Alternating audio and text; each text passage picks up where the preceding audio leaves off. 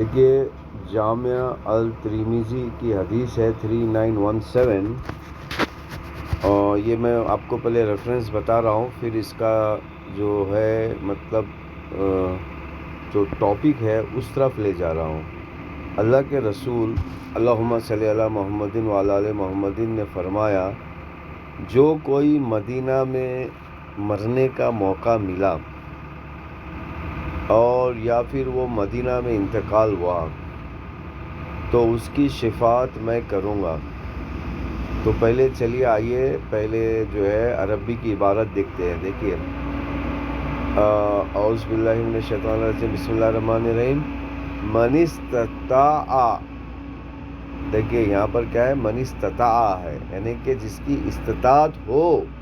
جس کی استطاعت ہو کیا مطلب کیا ہے؟ کہ جس کو موت کا شعور آیا ہو کہ اب میں مرنے والا ہوں، اور اس نے پھر کوشش کی ان یموت المدینتی فلیموت بہا فانی اشفع، میں اس کی شفاعت کروں گا لمن یموت، سبحان اللہ۔ تو یہاں پر جو ہے آپ کو سمجھنا ہے کہ اللہ کے رسول اللہم صلی علی محمد وعلی آل محمد نے آپ کو ایک موقع دیا ہے۔ اگر آپ زندگی میں جہاد کر رہے ہیں اور جہاد کی موت آپ کو نہیں مل رہی ہے، یعنی کہ جرم کے خلاف آپ لڑ رہے ہیں اور جرم کے خلاف لڑنے کا موقع نہیں مل رہا ہے، یا پھر آپ کی وہ استطاعت نہیں ہے، تو کم سے کم آپ کوشش کریں کہ مدینہ میں آپ کی موت آ جائے۔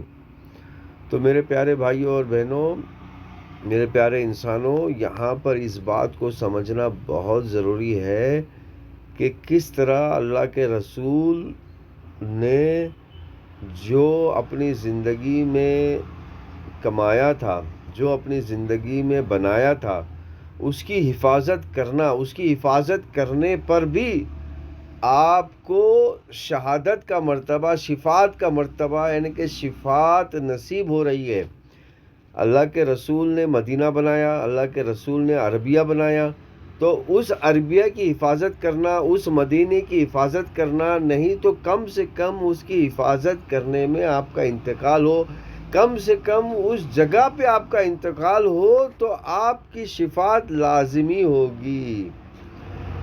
لیکن آج بڑے چالاکی سے جو منافق ہیں، جوائنسٹ جس کو کہتے ہیں، عربی میں اس کو منافق کہتے ہیں اور جنرل لینگویج میں جوائنسٹ کہتے ہیں، مسلمانوں میں بھی جوائنسٹ حضرات جو ہیں بڑے خوبصورتی سے انہوں نے مسلمانوں کو مدینہ پہنچنے سے روک دیا، مدینہ پہنچنے سے روک دیا، کیونکہ ان کا جو منشا تھا مدینہ پہ قبضہ کرنے کا تھا، مکہ پہ قبضہ کرنے کا تھا بھی اور ہے بھی۔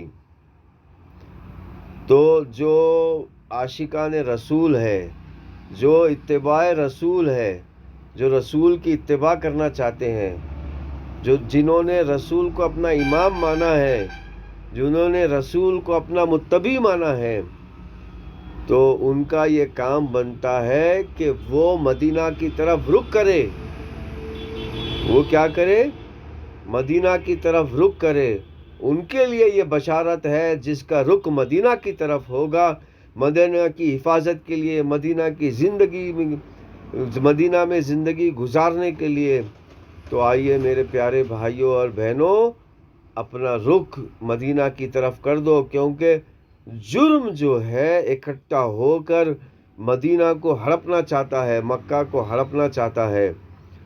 جرم بڑھ چکا ہے، جرم کے خلاف ہر جگہ پر لڑتے رہو، یہی قانون ہمیں سکھاتا ہے، اور اسی کو دیش بھکتی کہتے ہیں، اور جو اس کے خلاف ہے اسی کو دیش دروہی کہتے ہیں۔